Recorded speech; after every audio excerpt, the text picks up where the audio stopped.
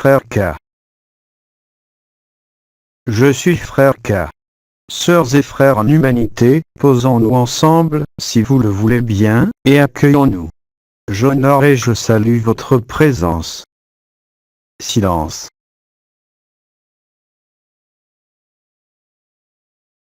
Ainsi que nombre d'intervenants vous l'ont dit, vous êtes entrés de plein pied dans la période de résolution de l'équation de ce monde, si je peux dire. Permettez-moi tout d'abord, dans cette période de révélation, de révéler à ceux d'entre vous qui ne m'auraient pas reconnu, qui j'ai bien pu être au sein de ma dernière incarnation parmi vous. Je fus en effet Jiddu Krishnamurti. Bien avant, je fus celui qui fut nommé Jésus. Ainsi, comme vous le savez peut-être si vous connaissez mon histoire au cours de ma dernière vie, je fus reconnu, si je puis dire, très jeune, par certains êtres qui ont vu, bien sûr, au-delà des apparences, qui j'étais. Comme vous le savez aussi peut-être, j'ai renoncé très vite à faire partie d'une organisation quelle qu'elle soit. Ayant eu la chance de vivre un deuil terrible à mon jeune âge, les voiles, non pas de la mémoire, mais les voiles qui me masquaient la vérité ont été supprimés à cette occasion. J'ai bien évidemment toujours refusé, dans ma dernière incarnation, cet héritage, non pas parce que je ne le connaissais pas mais bien plus pour ne pas fausser, si je peux dire, cette espèce de vénération et d'adoration qui était fort gênante par rapport à ce que je voyais. Ainsi peut-être, si vous avez eu l'occasion de m'entendre ou me lire lorsque j'étais incarné, j'ai toujours tenté de sortir de tous les conditionnements possibles et de tous les connus possibles. Bien sûr, ce que j'ai réalisé était une préparation à ce qu'il y a maintenant et ce qui se déroule sur cette terre depuis que j'en suis parti. Alors ce que j'ai à vous dire sera peu long, par contre il m'a été demandé aujourd'hui de répondre à vos interrogations concernant justement cette réalité historique qui a tant été déformée par ceux qui, justement, ont créé les organisations après ma venue. Tout d'abord, ainsi que cela vous a été énoncé à de multiples reprises maintenant depuis très exactement 3 mois, il vous a été donné de vivre, de comprendre, d'accepter ou de refuser, que la Terre vit très exactement ce qui vous a été énoncé et annoncé depuis des temps immémoriaux. Comme vous le savez, tout a été fait sur cette terre pour vous faire oublier, non pas seulement ce que vous êtes, mais aussi toutes les bribes de l'histoire qui pouvaient vous donner un fil conducteur et vous ramener à la vérité. Je viens donc, pour ceux d'entre vous pour qui cela est nécessaire aujourd'hui, rétablir la vérité de cette incarnation que je fus.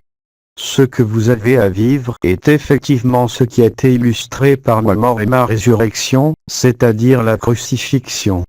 C'est-à-dire de saisir, de vivre, la vanité de ce monde, et de croire ou d'espérer que les royaumes célestes avaient une place dans les conditions d'enfermement de la terre. Bien évidemment cela est impossible parce que le monde est intérieur, et que ce que vous observez sur l'écran de votre vie n'est en définitive que l'interaction des mondes personnels et individuels, ne dépendant pas de l'ego, mais de la présence de l'esprit, et aussi de l'âme jusqu'à présent.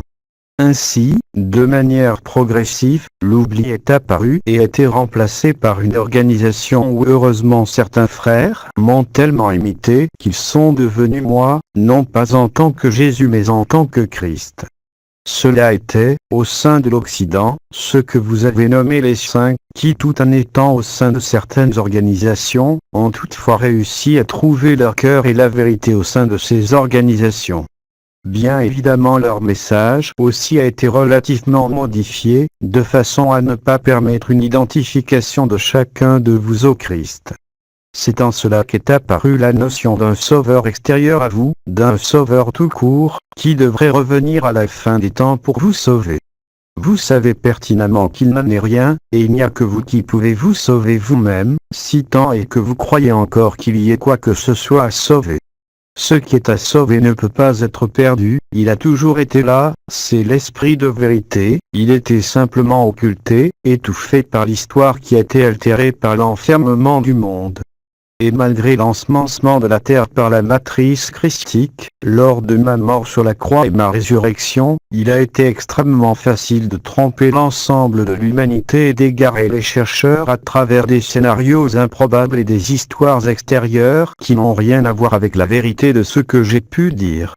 Bien évidemment, que cela soit dans les évangiles que vous connaissez ou dans les évangiles apocryphes, il existe nombre de descriptions tout à fait réelles de ce qui a été vécu à cette époque, mais qui néanmoins sont travesties quant à la finalité.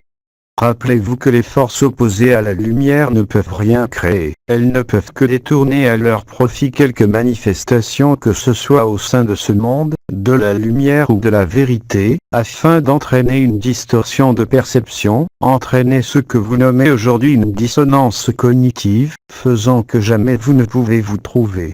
Il en est ainsi aujourd'hui dans votre monde moderne, non plus des religions mais de ce qui est nommé les distractions. J'ai déjà eu l'occasion d'évoquer, voilà de nombreuses années, ce qu'est l'image représentée par vos écrans, qui fait réellement, comme je l'avais dit, écran à la vérité. Les forces en présence actuellement sur la Terre se révèlent en totalité, nul ne pourra cacher ce qu'il est, nul ne pourra se soustraire à la vérité, je le confirme encore aujourd'hui. Il vous appartient donc, à l'intérieur de vous et non pas en analysant les faits extérieurs, de retrouver cette fausseté. Ceux d'entre vous qui ont vécu, que cela soit les processus vibratoires que nous avons accompagnés, ou plus récemment ce qu'il se produit avec les radiances archangéliques nouvelles ou avec les théophanies, vous a amené, même si vous ne pouvez encore y placer, pour certains, des mots ou des explications, à vivre de l'intérieur cette vérité du cœur. En vivant la vérité du cœur, vous constatez que quelles que soient les histoires menées en apparence au sein de ce monde, aucune de ces histoires ne vous permet de trouver votre cœur. Que cela soit en suivant le Bouddha, que cela soit en suivant le Christ, en suivant quelqu'un, vous n'êtes pas vous-même. Devenir le Christ n'est pas suivre le Christ, c'est réellement disparaître pour laisser toute la place à celui qui s'est sacrifié pour vous donner la voie, la vérité, et la vie. Quand je disais que j'étais la voie, la vérité, et la vie, il n'a jamais été question à mes yeux de créer un culte de ma personne, de mon histoire, surtout pour me représenter dans la souffrance de la croix plutôt que de me représenter en Christ glorieux. Toutes ces images se sont imprégnées en vous, que vous le vouliez ou non, depuis des millénaires, depuis 2000 ans. Elles vous ont conduit à des erreurs de positionnement, à des compréhensions faussées qui jamais ne vous ont permis ni ne vous permettront de trouver la vérité essentielle, qui est ce qui se déroule en votre intimité et aucunement dans aucun livre d'histoire, dans aucun livre racontant et narrant des événements qui se sont produits voilà fort longtemps. Seul l'Apocalypse dite de Saint Jean a été rédigé sous ma dictée et est conforme en tout point de vue, que cela soit au niveau des événements que vous vivez actuellement, que cela soit au niveau de l'aspect purement vibral, vous amenant, comme cela avait été expliqué lors de la révélation des premières clés métatroniques, de vous permettre de retrouver, si je peux dire, le fil conducteur de votre éternité. Aujourd'hui les choses sont différentes car rien ne doit rester caché, parce que l'esprit de vérité est là. J'ai amené nombre d'entre vous, malgré leur incompréhension, lors de ma dernière incarnation, à se questionner peut-être de façon plus intense. Vous le savez peut-être, mes auditeurs étaient captivés, même s'ils ne saisissaient pas à proprement parler le sens de mes mots. Les conditions, bien sûr, sont profondément différentes aujourd'hui et mes discours de l'époque en tant que Krishnamurti ont préparé le terrain, de la même façon que les anciens, de manière générale, comme les étoiles, ont aussi préparé le terrain de votre résurrection. Il est temps maintenant de dévoiler les usurpations qui ont eu lieu, elles sont innombrables. Elles sont encore présentes aujourd'hui au cours de certains enseignements spirituels où certains me nomment d'un nom qui n'a rien à voir avec la vérité. Rappelez-vous que pour les forces opposées à la lumière, le nom est ce qui va s'imprimer en vous. Si ce nom est couplé à les histoires, que vous les acceptiez ou pas, s'impriment, non pas peut-être en vous mais dans le fonctionnement collectif de l'humanité, et viennent enfermer toujours plus l'être dans l'ignorance et dans l'incapacité de se retourner vers soi-même. Il en est ainsi de l'industrie du spectacle, il en est ainsi de tout ce qui vous est donné à voir sur quelque image que ce soit. Aucune image, aucune intellectualisation, aucune compréhension, ne peut remplacer la vérité.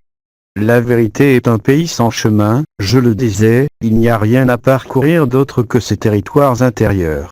tout ce que vous captez à l'extérieur, tout ce que vous comprenez à l'extérieur, en définitive et en vérité, ne sont que des obstacles mis sur votre chemin, des détournements qui vous empêchent de voir qui vous êtes. Tout cela est terminé. Vous le savez, la lumière adamantine, depuis la libération de la Terre, se propage de manière extensive à tous les échelons de cette Terre. Un seuil a été franchi le 8 mars, un autre seuil sera franchi demain, c'est-à-dire le 7 juin précisément, permettant alors de découvrir un certain nombre d'éléments au travers du début de dissolution de l'organisation sociétale humaine, dans ses aspects faussés, dans ses mensonges, et dans ses travestissements. La seule façon de faire face à cela, vous le savez, est de rentrer en vous, en votre intimité, et de ne pas être détourné, attiré ou perturbé par ce qui va se dérouler. Le seul sauf-conduit est votre cœur, il l'a toujours été et le restera en ces temps particuliers, avec une acuité bien plus évidente que ce qui était le cas, même pour ceux d'entre vous qui ont vécu les processus vibratoires de descente du supramental. Le bien-aimé Jean, vous le savez, était celui que vous nommez, qui se nomme aujourd'hui Sri Aurobindo. Celui-ci était mon scribe bien-aimé. Celui-ci, lors de sa dernière vie, en tant que Sri Aurobindo, a aussi préparé l'humanité à ce qu'il a nommé la descente du supramental, à travers ses écrits, à travers son vécu, même s'il y a eu, je dirais, quelques petites erreurs, mais normales à cette époque où il vivait dans sa dernière incarnation, en envisageant lui aussi, comme d'ailleurs la plupart des anciens, une perpétuation d'un monde qui n'a pas lieu d'être. Mais cette erreur n'est pas importante. L'important, c'est d'avoir annoncé la descente du supramental et d'avoir stipulé lui-même, au moment de son départ, qu'il reviendrait lorsque le supramental serait sur Terre, à l'intérieur de certains individus, pour accompagner l'installation du Christ. C'est exactement ce qu'il s'est produit, c'est exactement ce que nombre d'entre vous vivez depuis les noces célestes ou bien avant, depuis la première descente de l'Esprit Saint. Il est temps donc de rendre à Jésus ce qui est à Jésus, si l'on peut dire. Il est temps aujourd'hui de voir tout cela, non pas sur la scène du monde mais en votre cœur, comme cela vous a été tellement de fois énoncé. Personne, dès demain, ne pourra dire qu'il ne savait pas, car vous verrez par vous-même que la seule solution, la seule échappatoire aux conditions de ce monde, ne se trouve pas dans le changement quel qu'il soit de ce monde, parce que tout changement que vous constatez de plus de 1000 ans ne fait que vous faire progresser vers le règne de l'ombre. Le règne de l'ombre s'est achevé, quoiqu'en parlent encore certains, à la date précise et spécifique du 13 mai 2017. C'était l'intervalle de temps qui fut accordé aux forces de l'ombre pour essayer de séduire et de travestir la vérité selon des accords mémorables et extrêmement anciens qu'il n'est pas souhaitable, ni même nécessaire aujourd'hui de connaître. Toutefois la mascarade, l'illusion, l'enfermement, la déviation de la lumière, la déviation de l'esprit, tout cela est terminé. La lumière reprend sa place, sa véritable place en chacun de vous. Que vous le refusiez, que vous le viviez, que vous l'acceptiez ne change rien. En effet, comme vous le savez, cela ne dépend plus de vous ni de nous mais simplement, en restant très vague, de ce que je nommerai une mécanique de la lumière, ou une mécanique céleste, si vous préférez. Ainsi donc, la seule vérité possible afin d'échapper au maillage des histoires et des images, est réellement et concrètement de regarder au-dedans de vous, non pas pour analyser votre personnage, non pas pour connaître ou savoir quoi que ce soit concernant quelque passé, mais en vous immergeant de façon radicale dans l'éternel présent, en Ikenin je crois, comme vous disait l'archange Anaël, parce que réellement et concrètement, la seule vérité est là. C'est dans les moments où vous disparaissez que la vérité se découvre. Certains d'entre vous, d'ailleurs, disparaissent, mais n'ont pas pour autant découvert la vérité, parce que le moment n'était pas encore suffisamment intense, si je peux dire, pour le réaliser, le concrétiser, et le manifester. Les choses ont profondément changé, non pas à titre individuel, mais réellement à titre collectif. Ainsi, dès l'instant où votre regard sera tourné vers l'intérieur, vous constaterez dans les jours et les semaines qui viennent une plus grande aisance à demeurer dans la joie et dans la paix, mais à constater aussi certains désagréments, certaines souffrances, dès l'instant où ayant trouvé le cœur réellement et concrètement, vous en ressortez. Vous savez, il n'est pas question, et cela a été répété à d'innombrables reprises, de culpabilité ou de payer quoi que ce soit, mais simplement d'être vrai. Vous êtes la voie, la vérité et la vie, nous vous l'avons répété suffisamment de fois, je l'ai suffisamment répété lors de ma dernière incarnation, comme lorsque je fus Jésus de Nazareth. Beaucoup de choses ont été travesties, on m'a fait appartenir à certains ordres, on m'a prêté des vertus particulières, certains ont dit que j'étais un prophète, d'autres ont dit que j'étais un escroc. Quelle importance ? L'important n'est pas ma vie, l'important est simplement ce que j'ai permis de réaliser en m'abandonnant totalement au Christ dès mon baptême dans le Jourdain, et surtout au moment de ma crucifixion. C'est à ce moment-là que j'ai ensemencé la terre par mon propre sang mêlé à la lumière du Christ, la terre elle-même préfigurant et permettant ce qui se déroule aujourd'hui. Aucune organisation de cette terre ne peut vous être d'aucune utilité pour vous retrouver, bien au contraire. Il vous faut aujourd'hui, comme je l'ai dit déjà dans ma dernière incarnation, et comme j'ai eu l'occasion de vous en parler à d'innombrables reprises, retrouver l'autonomie et la liberté intérieure, c'est-à-dire ne pas dépendre de concepts, ne pas dépendre d'idées, ne pas dépendre de votre histoire, ne pas dépendre d'aucune histoire de cette terre, simplement retrouver l'essence de votre être qui est l'essence de mon être. Que vous me nommiez Jésus, que vous me nommiez le Christ, que vous me nommiez Frère K, ne fait aucune différence. Ce que j'ai réalisé à cette époque-là, aujourd'hui vous le réalisez, chacun de vous est appelé, dès qu'il regarde à l'intérieur, à redevenir ce que j'étais, à redevenir lui-même au-delà de tout monde, et en particulier au-delà de ce monde. Comme je l'avais dit aussi, nul ne peut servir de maître à la fois. Soit vous servez ce monde, soit vous servez l'éternité. En servant l'éternité, vous servez le monde bien mieux que si vous ne cherchez simplement qu'à servir le monde ou servir vos frères et vos sœurs, parce qu'à ce moment-là vous ne faites pas de différence entre celui que vous voyez, qui vous est proche, et l'inconnu qui meurt de faim, de maladie ou de souffrance à l'autre bout de la planète.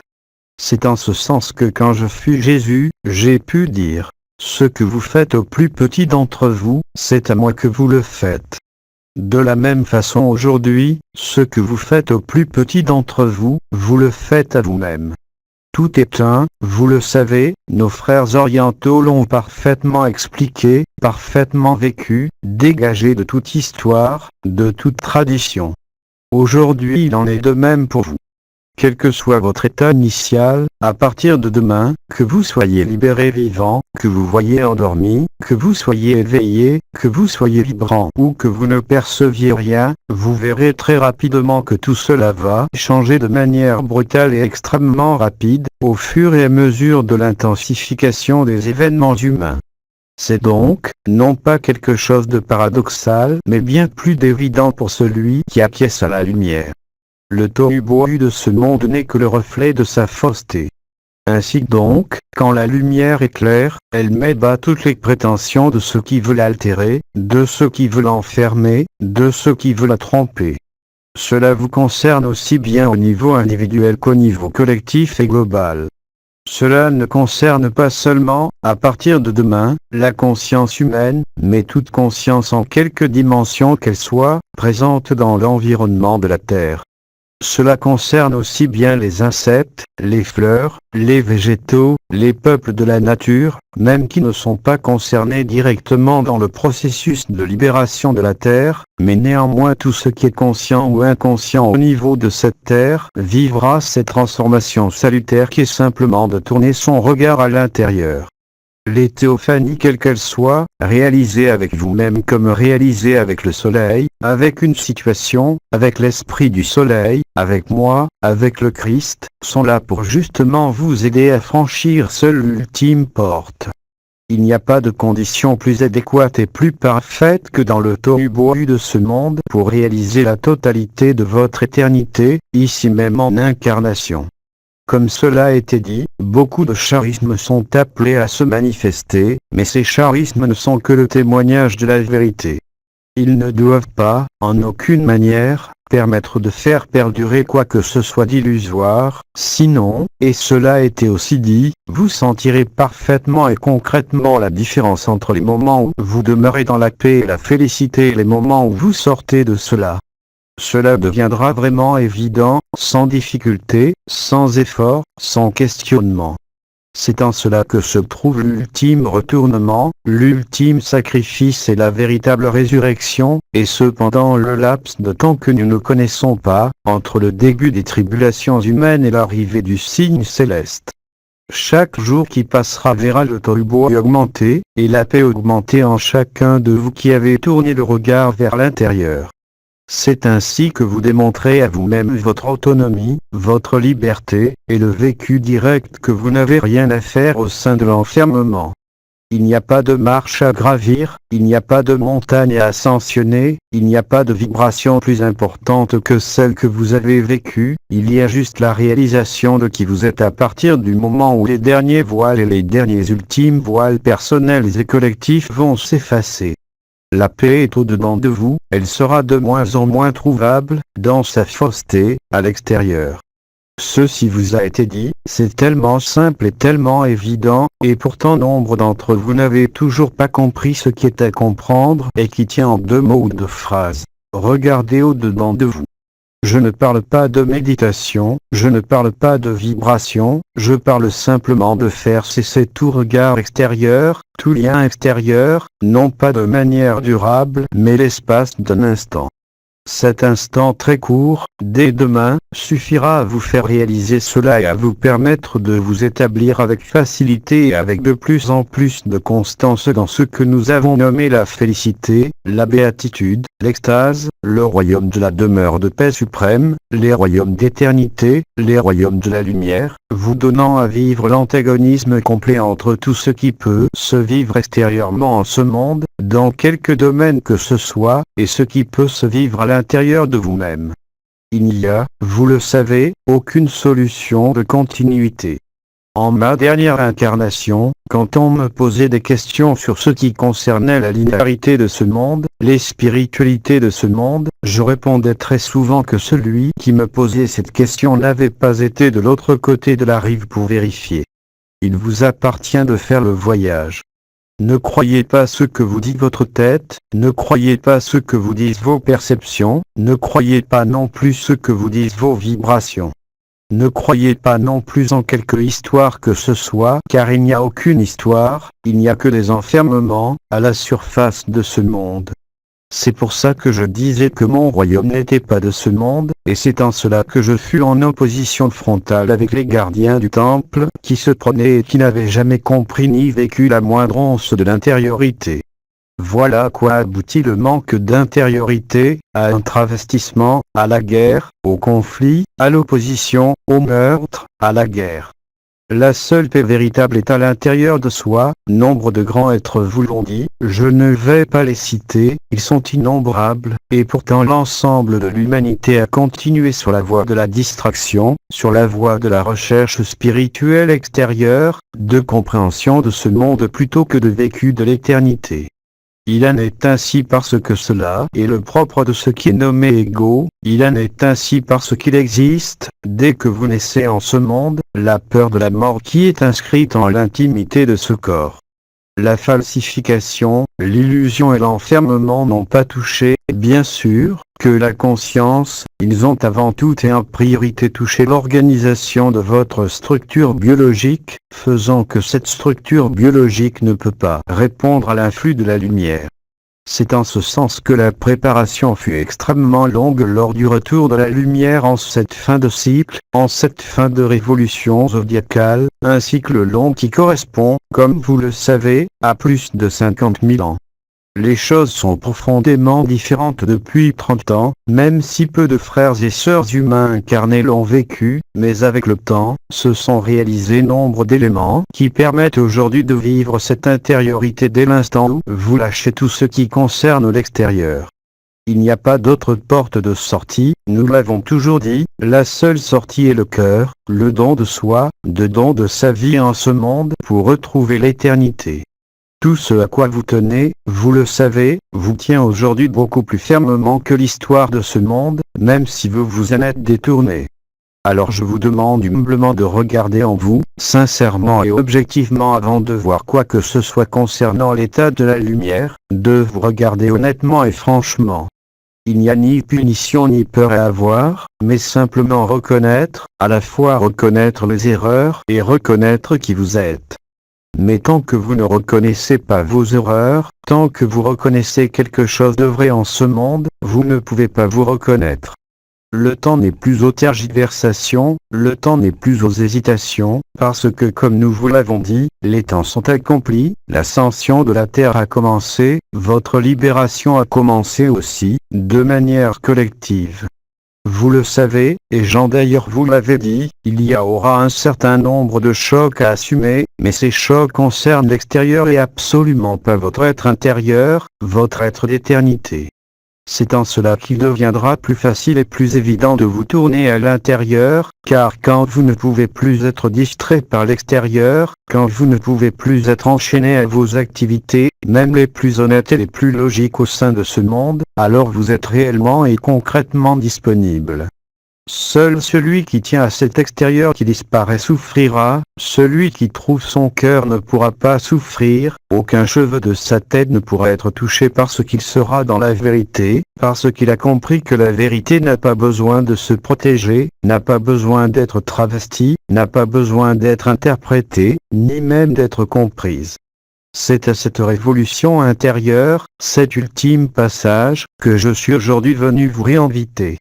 Il a été aussi décidé, parmi l'ensemble des anciens, d'apporter des éléments de réponse pour ceux qui se posent des questions encore sur la vie de Jésus ou sur la vie du Christ. Alors mes mots s'arrêteront là aujourd'hui, et je me tiens à votre disposition pour répondre à vos interrogations, que celles-ci concernent, comme je l'ai dit, ma vie dite historique ou encore les mécanismes que j'ai évoqués aujourd'hui concernant cet ultime passage. Silence.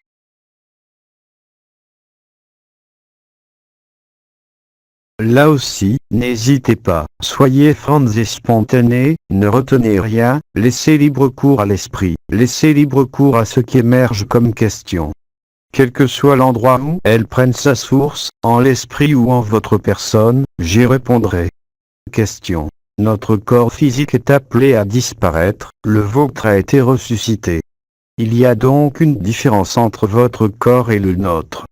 Je vous signale que vous allez tous ressusciter sauf ceux qui mourront réellement et concrètement parce qu'ils n'auront aucune raison d'être encore dans le scénario d'une histoire de ce monde ou d'un monde futur, ou qui ont besoin de parfaire un certain nombre d'éléments vibratoires, de codage, concernant le retour à leur dimension d'origine ou à leur éternité.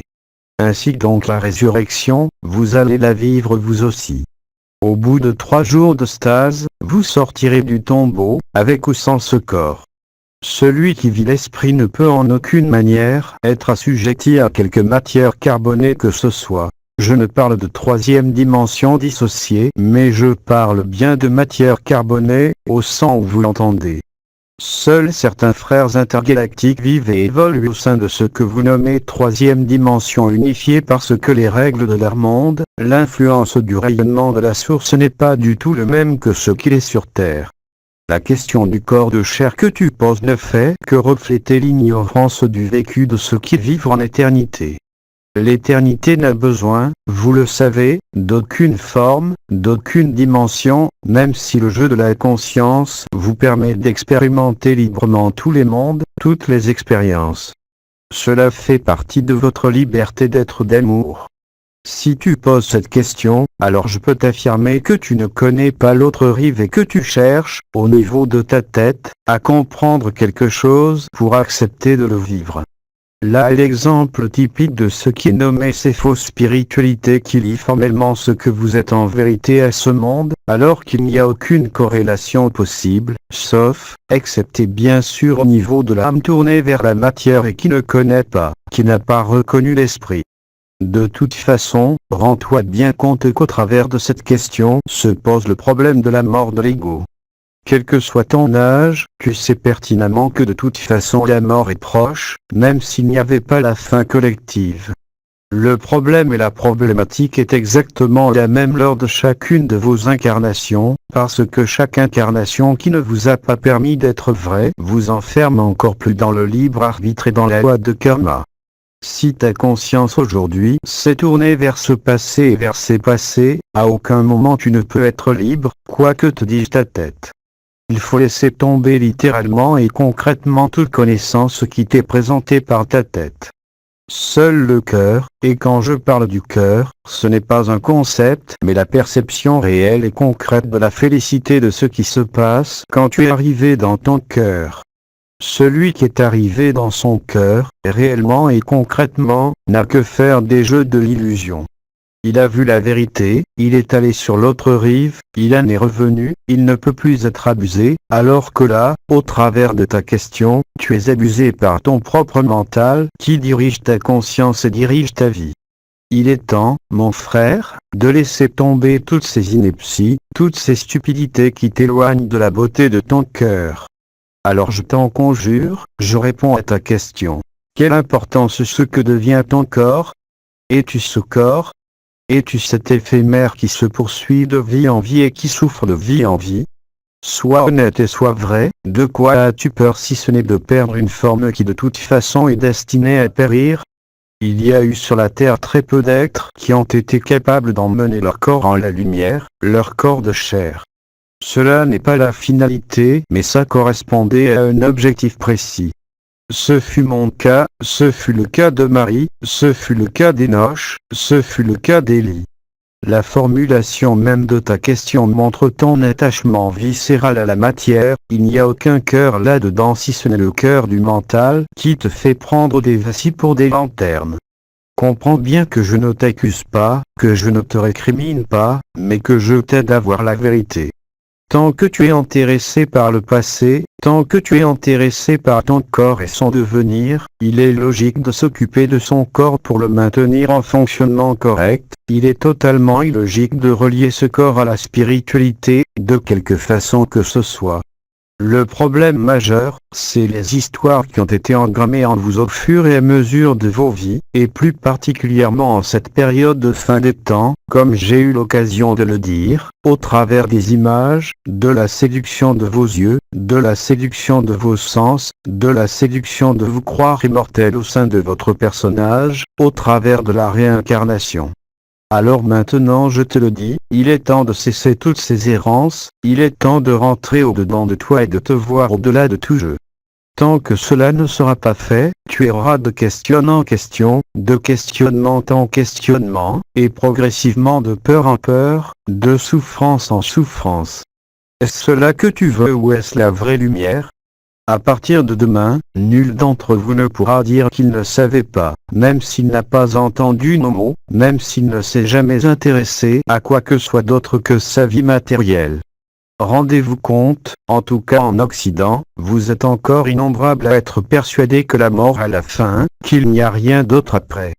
N'est-ce pas le pire des oublis? N'est-ce pas la cause première de vos souffrances?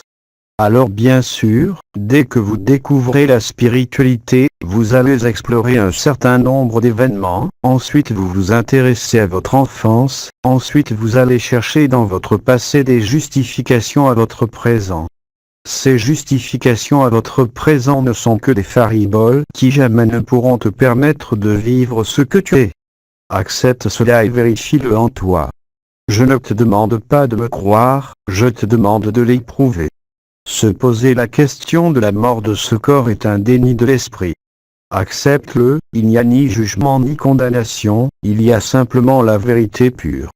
Nous ne pouvons discourir de cette vérité tant que quelque part tu es identifié à ta personne, à ton corps, à ton personnage, et cela sera vu très rapidement pour chacun de vous. Nul ne pourra dire qu'il ne savait pas.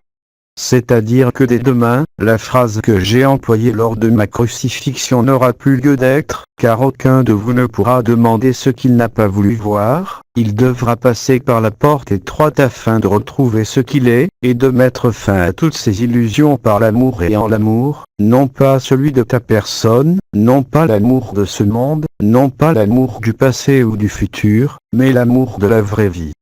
Tu es la voie, la vérité et la vie en l'instant présent, et nulle part ailleurs. Silence.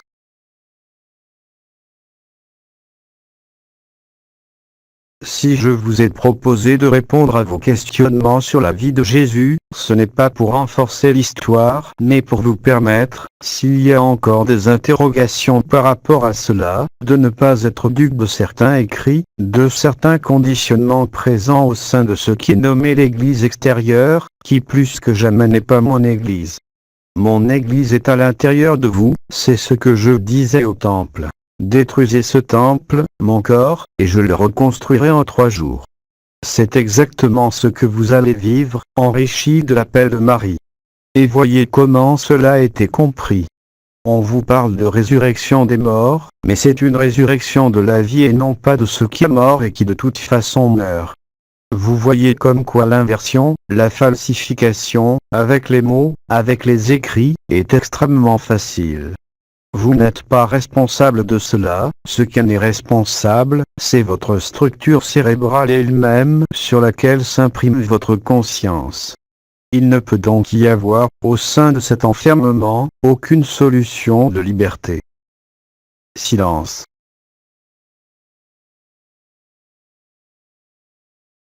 Avez-vous d'autres questions? Question. Une amie vit depuis 1 an une transsubstantiation. Elle dit être morte, mais est toujours en vie, il semble que son corps se régénère. Qu'adviendra-t-il si on doit tous quitter notre corps? Mais la régénération de certains de vos proches, que vous observez chez certains frères et sœurs, est liée à l'acceptation de la lumière, à rien d'autre. S'il y a acceptation de la lumière et que la lumière commande en ce corps, cela veut dire aussi que les structures cérébrales ont changé, et il me semble d'ailleurs que nous vous avons enseigné la correspondance entre les 12 étoiles, les fonctions spirituelles qui sont situées au niveau de la tête et qui agissent donc sur le cerveau. Donc la transsubstantiation, avant la stase, vous le constatez, soit vous êtes souffrant, soit vous constatez l'apparition de maladies, soit vous êtes régénéré dans ce corps. Et cela se voit, et cela se vit, cela se sent. C'est l'effet de la lumière, donc à quoi bon? N'a rien à voir là-dedans. C'est justement la conscience de l'éternité qui se déploie, qui régénère ce corps qui pourtant va disparaître. Quand le seuil de la lumière sera atteint, au moment de ce que le commandeur a nommé le gris planète final, la matière carbonée disparaîtra, il n'en restera nulle trace. Donc il est tout à fait normal, puisque la finalité est commune, que certains d'entre vous ayant déjà reconnu la vérité de la lumière, et l'accueillant et la vivant en paix, en félicité et en joie, voient leur corps se transformer, rajeunir, fonctionner avec légèreté. Là est la liberté, là est la véritable nourriture des corps, où qu'ils soient situés dans les dimensions. Je vous rappelle que même certains de nos frères venant de Vega, et que j'avais nommés les anges du Seigneur, ont un corps biologique, mais ils n'ont pas besoin de manger, ils n'ont pas besoin de se reproduire, et pourtant c'est un corps biologique. Vous êtes tellement conditionné que vous êtes persuadé que quelle que soit la 3e dimension, j'en suis sûr, vous êtes persuadé qu'il faut manger, qu'il faut faire l'amour, qu'il faut avoir un toit. Mais tout ça ce sont des conditionnements de la matière enfermée, non pas de la matière libre. C'est pour ça qu'il faut vous déshabituer, vous désincruster de tout ce qui est connu. Vous n'avez aucun point d'appui et aucun repère en quelque histoire que ce soit ou en quelque vécu que ce soit, seul le cœur vous fait découvrir la vérité. Tout le reste ne sont que des détournements, sans aucune exception. Ce que vous avez nommé saint ou mystique, que cela soit au sein de l'Église catholique ou ailleurs de par le monde, sont en fait des êtres qui ont découvert leur cœur.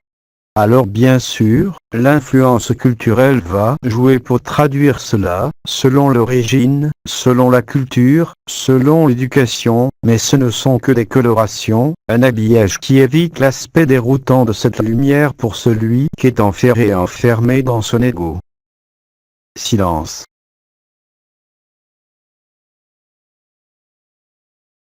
La lumière, quand elle est accueillie dans le cœur en totalité, par la conscience, est capable de régénérer n'importe quel corps, vous le savez d'ailleurs.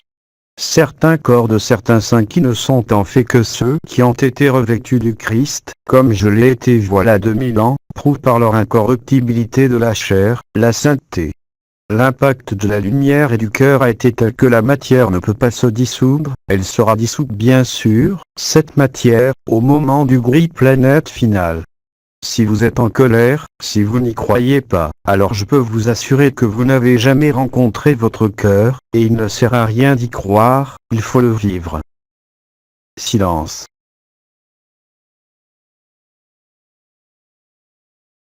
La structure de votre cerveau vous oblige à adhérer à des concepts, à des idées, à des pensées, mais qui pense, qui a des idées, qui a des concepts? D'où viennent ces idées, d'où viennent ces pensées, d'où viennent ces concepts? C'est l'une des premières questions que je me suis posée avant de me reconnaître. Vous redécouvrir vous met dans une joie et dans une paix qu'aucun acquis de ce monde ne peut vous procurer, même dans les événements les plus joyeux, parce que ce n'est pas comparable, ce n'est pas mesurable. Silence.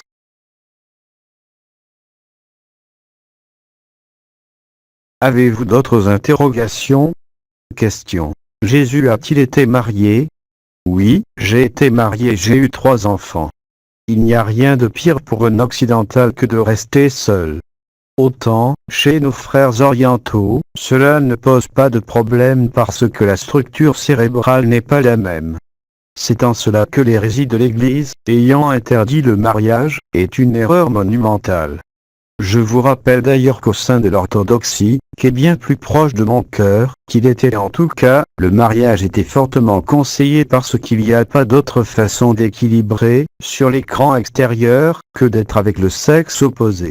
Mais bien sûr, vous le savez, les relations humaines ont tellement été faussées, tellement altérées, qu'aujourd'hui, et vous le voyez, la plupart des couples se séparent très vite, de plus en plus vite, parce qu'ils cherchent en l'autre ce qu'ils ne peuvent trouver.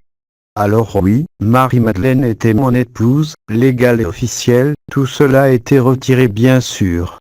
Alors oui, j'ai eu 3 enfants qui sont venus sur ce sol de la France, ainsi que mon épouse, alors que ma mère, elle, allait de l'autre côté de la Méditerranée, accompagnée de mon bien-aimé Jean. Marie avait parfaitement compris cette phrase que je lui ai dite avant de rendre le dernier souffle: mère, voici ton fils. Jean, voici ta mère. Silence.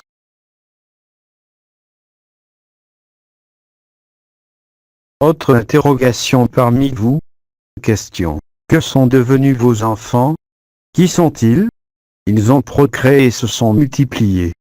Certains d'entre vous ont été connus, ils ont été les premiers rois de France. Leur royauté était connue et reconnue. Certaines lignées sont donc apparues sur le continent européen, mais cela appartient encore à l'histoire. Aujourd'hui cela n'offre que très peu d'intérêt. C'est en ce sens, d'ailleurs, que la France a été nommée la fille aînée de l'Église, c'est en ce sens qu'aujourd'hui ce pays est devenu le royaume de l'Antéchrist, c'est en ce sens qu'il devra être mis à bas aux yeux du monde. Il ne s'agit pas d'un combat, puisque mes témoins n'ont aucune intention de combattre quoi que ce soit, mais simplement de prouver, par leur résurrection, la primauté du cœur sur toute expérience terrestre. Silence.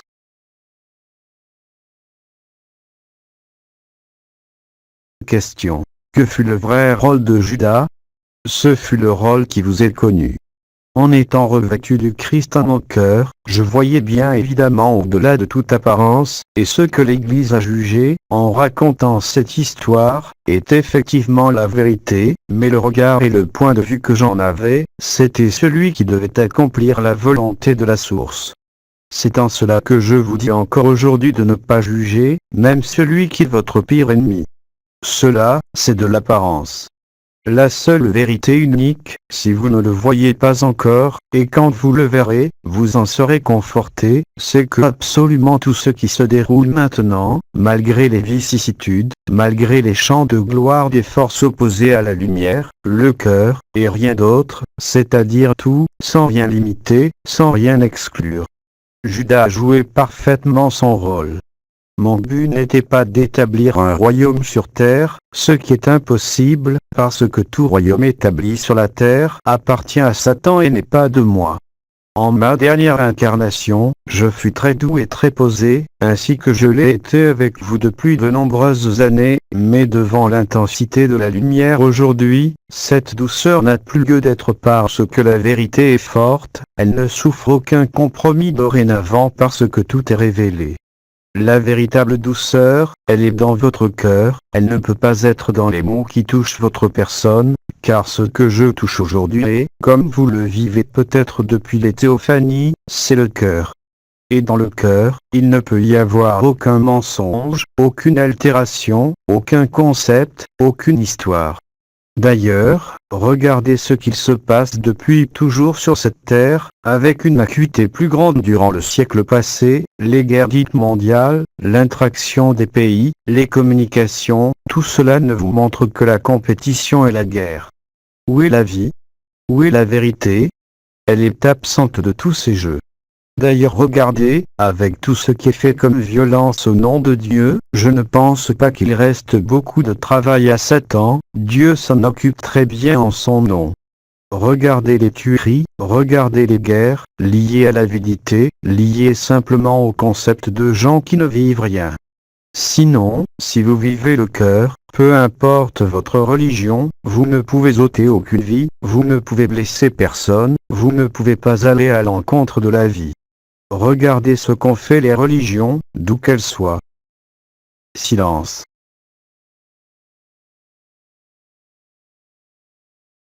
Question. Quand vous avez dit, Père, je remets mon esprit entre tes mains et Père, que ta volonté soit faite, ces phrases sont-elles des paroles d'abandon? Je n'ai pas saisi ce qui demandait. Les phrases que j'ai prononcées sont exactes, telles que tu les as redites. Et alors? Question. Y a-t-il un degré d'abandon ultime entre ces deux phrases? Elles sont concomitantes et correspondent à la même vérité énoncée. Je ne suis pas sûr d'avoir compris non plus ce que tu veux poser comme question. Question. Je répète souvent ces phrases. Y en a-t-il une des deux qui a une intensité d'abandon plus importante que l'autre? Ma chère sœur, tu peux répéter cette phrase toute ta vie que ça ne changera pas d'un iota ce que tu es, tant que tu n'es pas dans le cœur. Il faut d'abord être dans le cœur avant d'asséner des phrases qui ont un sens pour celui qui l'a vécu, mais qui n'ont aucun sens et qui n'ont aucun effet tant que tu n'es pas dans le cœur. Tu peux répéter toutes les prières que tu veux, tu peux y passer, et certains d'entre vous l'ont fait, des vies entières à répéter les mêmes prières, et le cœur reste sec. Le cœur a la paix, le cœur a la joie, le cœur a la vérité, et n'a pas besoin de mots. Et d'ailleurs le plus souvent, quand vous répétez ces phrases avec cœur, avec certitude, mais que vos agissements sont à l'opposé, où est la réalité de votre abandon? Où est la disparition de votre personnage, de votre personne, de votre histoire? Vous ramenez cette phrase de vérité de celui qui est sur la croix et qui vit l'abandon réel par la crucifixion à votre propre personnage, à votre propre scénario. C'est un travestissement. Tu peux répéter extérieurement tout ce que tu veux, cela ne changera pas un pouce dans l'emplacement de conscience. Le cœur est évidence, il ne pose jamais de questions, il suit l'évidence de la lumière, il accepte tout, il endure tout. Quand tu parleras la langue, celle des hommes et celle des anges, s'il te manque l'amour, tu n'y gagnes rien. Quand tu auras tous les pouvoirs, s'il te manque l'amour, tout cela est faux, il te manque à ce moment-là l'essentiel. Quand je dis toi, je ne m'adresse pas à toi mais à chacun de vous. Cherchez le royaume des cieux qui est au-dedans de vous et tout le reste vous sera donné de surcroît, mais ne faites pas l'inverse, sans ça vous ne trouverez jamais le cœur. Et n'interprétez pas ce que je dis par rapport au cœur, avoir bon cœur n'est pas être dans le cœur. Silence.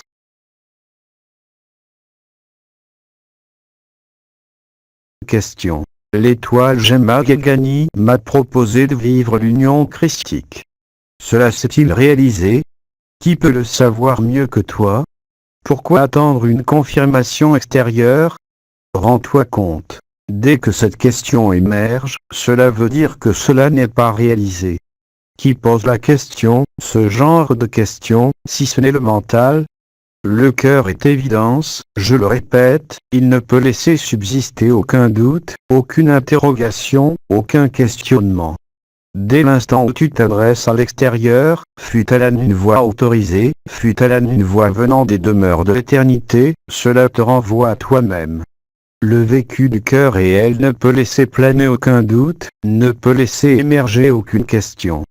Ce qui veut dire en contrepartie que dès qu'une question arrive concernant cela, cela veut dire que cela ne s'est pas produit. C'est en ce sens que je te répète, il n'y a que toi qui peux le savoir, quoi que je vois et quoi que je dise. Si je te réponds non, tu seras frustré, si je te réponds oui, tu seras satisfaite, mais ce n'est pas la réponse qui doit te satisfaire, c'est ta conscience elle-même, non pas ton mental. Mais es-tu dans la félicité? Observes-tu cette félicité depuis ton premier réveil du matin jusqu'à ton dernier regard sur l'extérieur avant de t'endormir? Si la réponse est oui, alors tu es dans le cœur, non pas dans le mental mais tu es le cœur, sinon, à toi d'en conclure la vérité. Encore une fois, vivre l'éternité et être libéré vivant ne laisse place à aucune question concernant l'esprit. Bien sûr, il existera toujours des questionnements sur le déroulement de sa vie, des choix à mener, des décisions à prendre, mais en aucun cas cela ne peut concerner l'esprit. Je vous invite tous à reconsidérer la vérité. Il ne sert à rien de se mentir à soi-même ou d'interroger l'extérieur, celui qui vit le cœur ne peut avoir aucun doute ni aucune fluctuation de sa présentation, de son humeur, de son sourire, quel que soit ce que la vie lui présente. Le questionnement spirituel, le questionnement sur l'esprit ne peut venir que de l'ego. L'esprit est évident, quand il est révélé et vécu, il ne peut exister le moindre doute sur l'esprit. Il pourra par contre toujours exister des hésitations et des doutes dans les choix à mener dans sa vie la plus ordinaire, savoir ce que vous voulez manger, savoir où vous voulez partir en vacances, mais pourquoi mêler l'esprit à cela? L'esprit vous donne cette paix et cette sérénité. Cette félicité, c'est l'amour. Aime et fais ce qu'il te plaît, mais ne fais pas ce qu'il te plaît si tu n'aimes pas. Silence.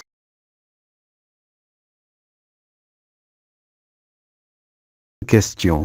Pourquoi votre sacrifice sur la croix à la face du monde, à 33 ans? Quels en étaient le message et le but réel? Mais je l'ai dit.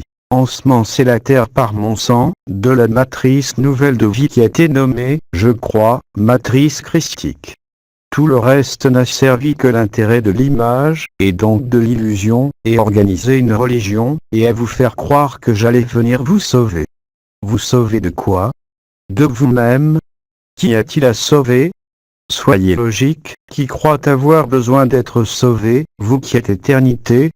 Rendez-vous compte de l'ineptie de ce genre de croyances véhiculées par cette religion, comme d'ailleurs des religions plus anciennes ou plus récentes qui ne sont là que pour vous asservir, excepté certains frères et sœurs qui ont été suffisamment éclairés de l'intérieur et qui, malgré la falsification, ont réussi à m'imiter, à devenir moi, non pas en tant que Jésus, mais en tant que Christ de l'époque. Soyez vide de tout concept. De grâce, oubliez tout ce que vous dit votre tête. Cela ne veut pas dire qu'il ne faut pas m'interroger, mais réellement voir la source de vos questions. Le cœur n'a pas de questions, le cœur est évident et évidence. Cela vous a été dit, il est félicité, béatitude, extase. Que peut-il y avoir besoin d'autre quand vous vivez cela? Regardez nos sœurs étoiles, qu'elles soient d'Orient ou d'Occident, qu'elles aient vécu longtemps sur Terre ou qu'elles soient parties très tôt, regardez leur chemin, leurs témoignages. Que peut-il y avoir besoin de plus dans l'extase? Celui qui est le cœur, qu'il soit étoile, ancien ou inconnu aujourd'hui, car vous êtes innombrables, n'a pas besoin de se référer à quelque passé car il a découvert le trésor, et le trésor met fin à tout manque.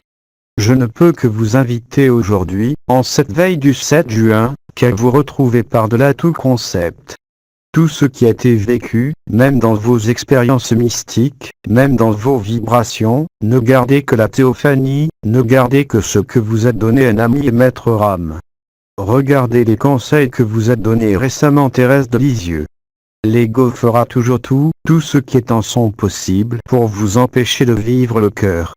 Quoi que vous disiez et quoi que vous en pensiez, là est l'inversion qui vous fait croire que plus vous possédez de connaissances, plus vous vivez d'expériences, plus vous vous rapprochez. Ce sont des béquilles, mais à un moment donné, il faut lâcher ces béquilles, sinon ces béquilles ne vous feront plus avancer, elles vous obstruent définitivement la porte du cœur jusqu'à ce que vous les rejetiez. Rappelez-vous que l'ego et la personne sont toujours sous-tendus par la peur.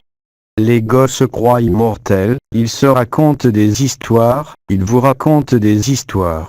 L'enfermement vous a alourdi, vous a progressivement, au cours de ce cycle, fait toujours plus descendre dans les profondeurs de la noirceur et non pas dans les profondeurs du cœur. D'ailleurs nos frères orientaux appellent cela l'âge noir, l'âge sombre, le Kali Yuga. Comment voulez-vous qu'il y ait quelque vérité là-dedans, car tout y est travesti, l'organisation même de la société est travestie. Où est le partage? Où est la vérité?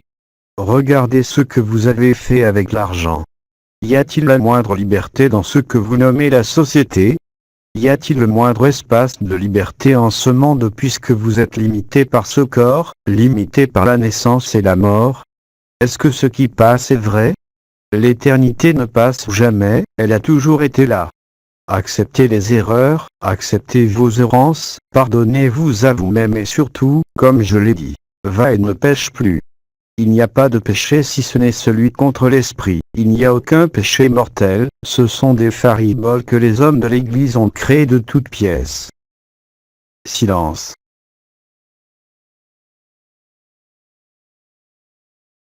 Question. Concernant les paroles qui ont été écrites.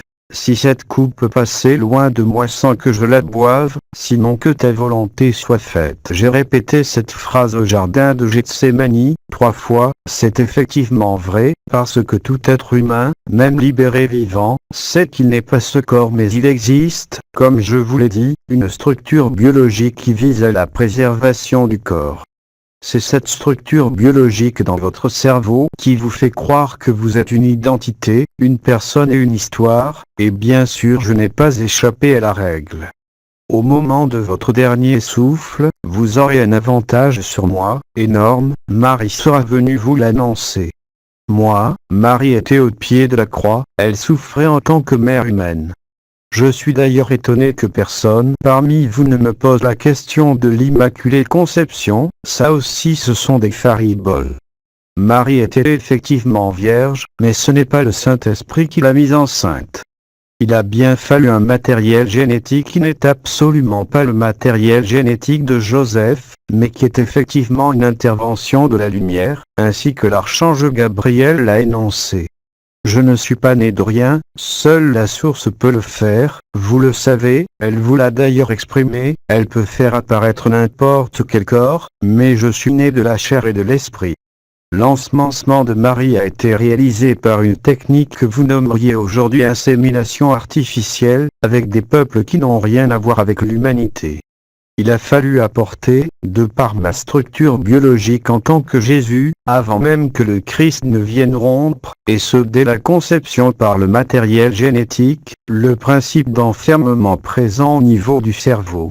Il fallait donc un sang extérieur, quand je dis un sang, vous m'avez compris, il s'agit de matériel génétique extérieur à la Terre et pourtant humain, mais humain qui n'est pas de la Terre.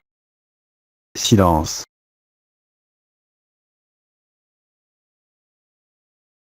Alors vous voyez, ma mère enceinte par l'opération du Saint-Esprit est un leurre monumental. Il fallait que la structure biologique dans laquelle je suis arrivé puisse supporter, c'est bien le mot, la présence du Christ. Vous vous êtes aperçu par vous-même, pour certains d'entre vous, des étapes qui ont été à passer pour ceux d'entre vous qui se sont ouverts, si je peux dire, voilà des dizaines d'années. Alors imaginez qu'en 3 ans une structure biologique puisse supporter le Christ au sein de l'enfermement est tout bonnement impossible. Silence.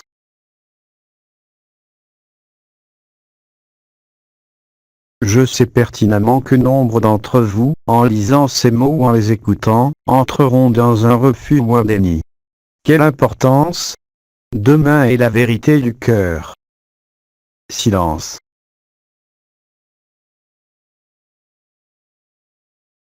Je crois qu'il va être temps pour moi maintenant de me retirer. Permettez-moi alors de vous offrir la bénédiction de Jésus-Christ, une théophanie, non pas seulement avec Frère K, non pas seulement avec Jésus, et au-delà même de l'histoire, une théophanie avec le Christ. Chères sœurs et frères en humanité, cela était un moment important de vous révéler ces quelques éléments. Alors, au nom de la vérité, vous êtes bénis. Silence.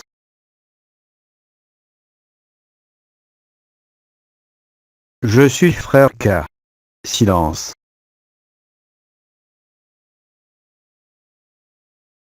En l'amour, je vous salue. En l'éternité, je vous rends grâce. Silence.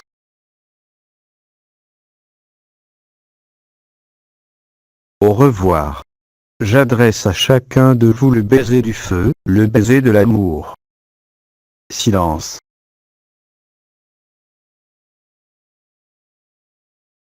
Je vous laisse maintenant.